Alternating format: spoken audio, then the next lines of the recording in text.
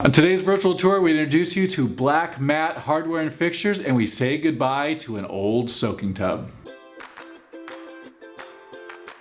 Hey everybody, Scott Monday with Kitchen and Bath Crate, and today's virtual tour is Bath Crate Cobbler Court in Modesto. This is a returning customer who did their kitchen with us in 2015, and we're so honored to come back in 2017 and do a beautiful master bathroom renovation for this customer. So let me jump into a few features you might appreciate. Let's talk about the shower first. What you're going to notice is a very common and very popular design in the shower, and that is the large wall tile.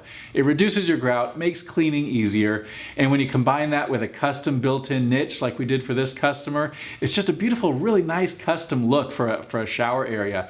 You're also going to notice a completely frameless glass enclosure, which really allows you to see the beautiful design inside that shower. Another thing that's going to catch your eye is the black hardware on the fixtures and the cabinet hardware and things like that. The black finish isn't as popular or as common, I should say. A lot more satin nickel and things like that these days, but it really pops and creates a richness in this project.